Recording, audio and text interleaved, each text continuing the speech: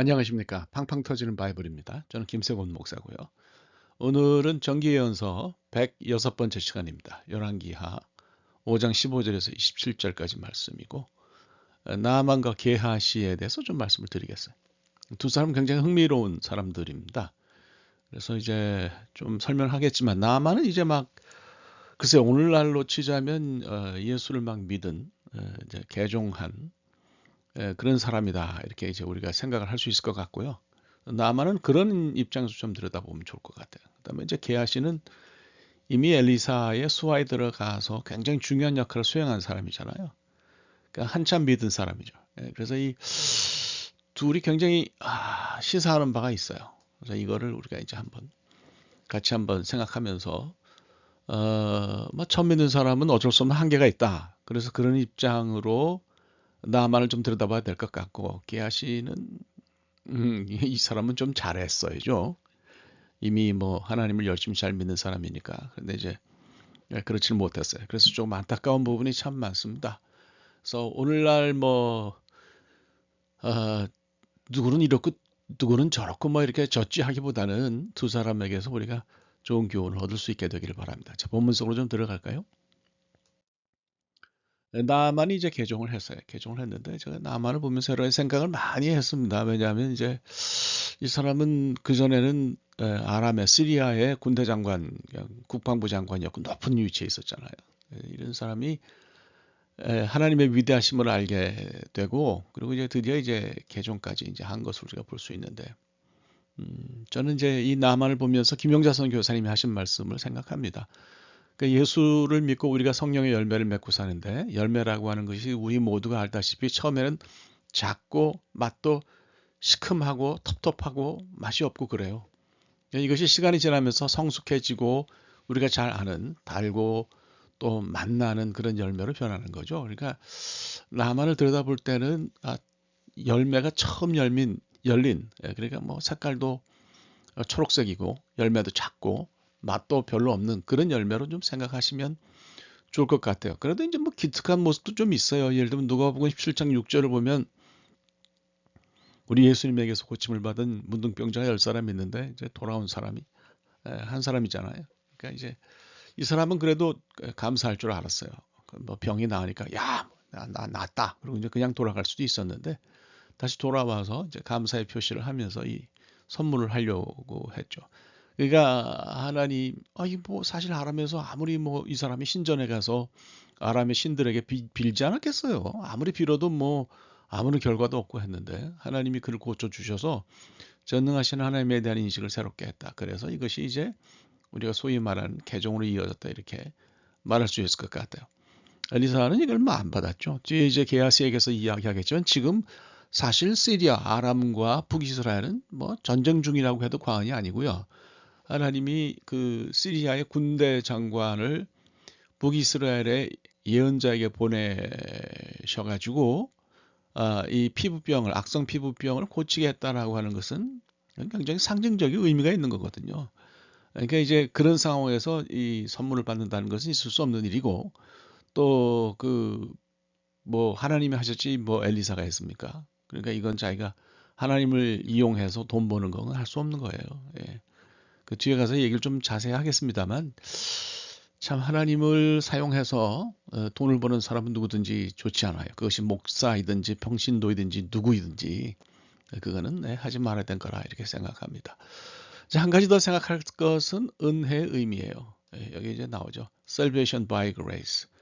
이건 뭐 이거 값을 치를 수 있는 게 아니죠. 값하고는 관계가 없는 거죠. 뭐 감사는 표시할 수 있을지 모르겠지만 사건의 본질 자체는 은혜예요. 그래서 여기에는 뭐 돈이나 뭐 이런 것이 계제될 틈이 전혀 없다. 이렇게 이제 생각을 할 수가 있는 거죠.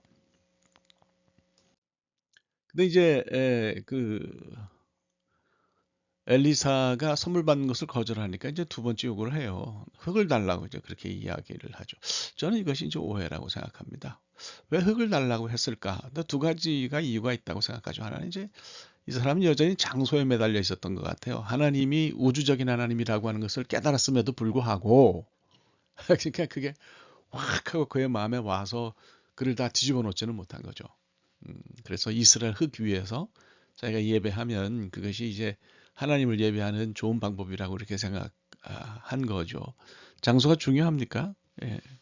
저는 그런 면에서 그 소위 그 땅 밟기라고 하는 거, 그 굉장히 연결이 되는 건지 모르지만 저는 부정적으로 생각합니다. 그거는 바른 신앙은 아니에요. 하나님 원래 뭐 다 온 우주의 하나님이라고 우리가 인식을 한다 그러면 특별한 지역에 가서 우리가 땅 밟기를 한다는 것도 좀 이상하고요. 또 나만이 그 뭐 흙을 펴놓고 그 위에서 하나님께 제사를 한다. 그래서 하나님이 그 아람 땅에서 그 흙 위에서만 존재하시는 하나님이신가요? 저는 이제 그렇게 생각하기 어렵고요. 또 이제 어쩌면 제단을 아마 그 흙으로 만들어서 거기서 이제 제사를 드리겠다 이런 의사를 가진 것 같은데 그런 어떤 그 형식적인 모습, 신앙의 형식적인 모습이 의미가 있는지 잘 모르겠어요. 그래서 저는 이거는 아니다, 아니라고 그렇게 생각하죠. 그래서 이거는 이해는 합니다. 처음에 그 개종하고 나서 그의 어떤 뜨거운 마음, 그 열정 이런 것들이 이렇게 표현이 됐지만 성숙하지는 않다. 아직 열매가 작다 이렇게 이제 말씀을 드릴 수가 있지요. 이제 그것이 이제 좀 그가 아직도 조금 부족하다라고 하는 것이 그 림몬에게 제사하는 데서 제사하겠다라고 하는 생각에서 이제 드러나는 거죠. 온전함에서 좀 2% 정도 부족한 거예요.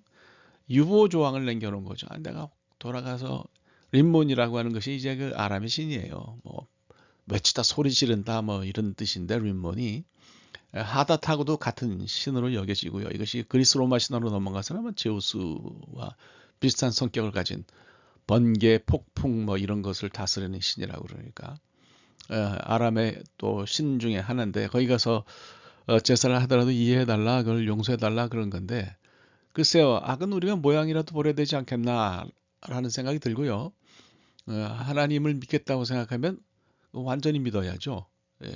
그 유보 조항을 남겨놓는 것은 글쎄 그거는 조금 제가 살 때 문제가 있다라고 그렇게 보죠. 그래서 이거는 아니다.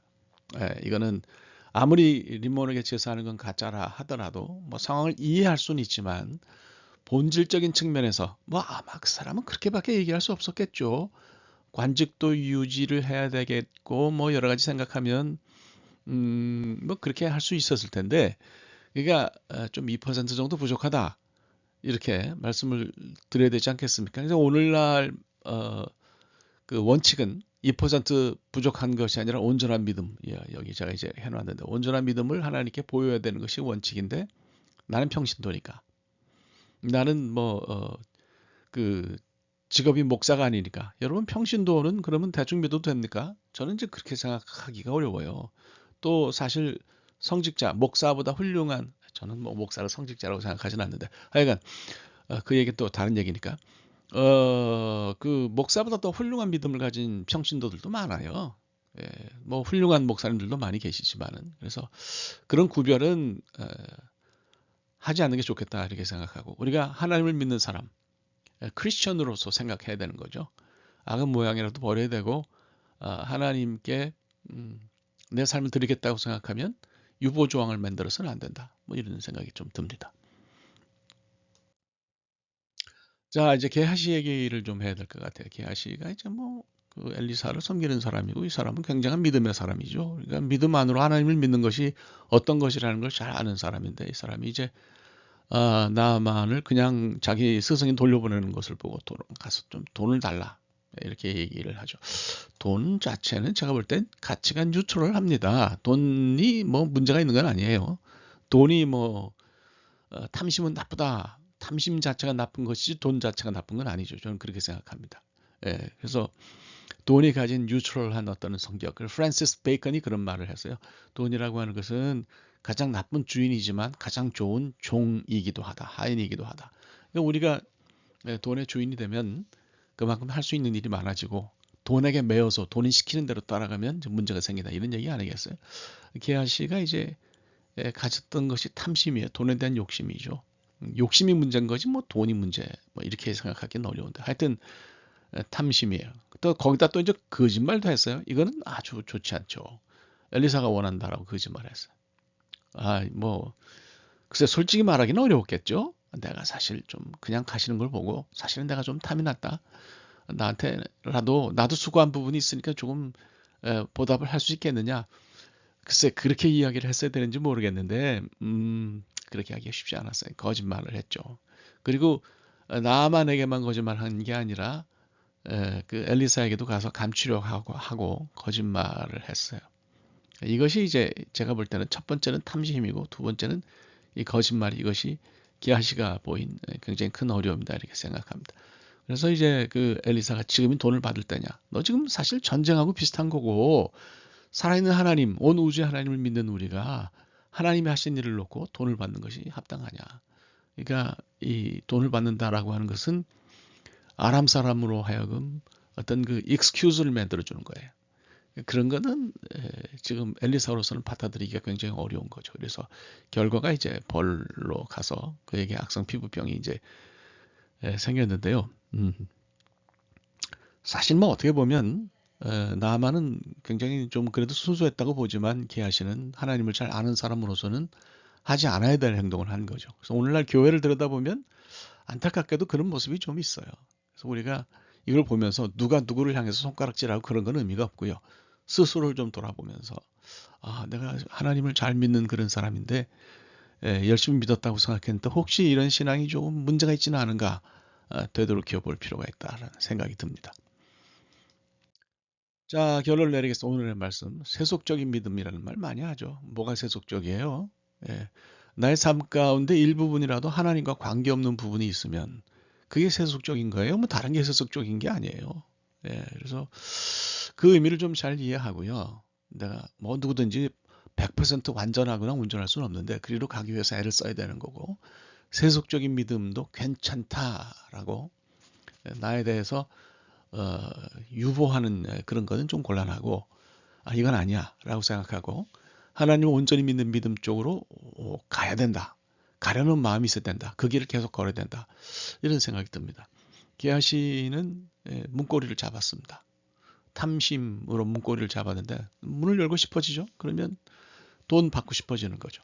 그래서 시작부터 하지 말아야 되고 우리 잘 믿는 사람들이 이미 신앙 속에 들어와 있는 사람들이 해야 될 거는 문고리를 조심해야 된다. 그러니까 시작을 아예 하지 말아야 된다. 뭐 이런 생각이 드네요. 네. 그래서 이 두 가지를 여러분 오늘 좀 깊이 함께 말씀을 들여다보시면서 묵상하시기를 바랍니다. 오늘 여기까지 말씀 전하겠습니다. 네, 감사하고요. 다음 주에 뵙겠습니다.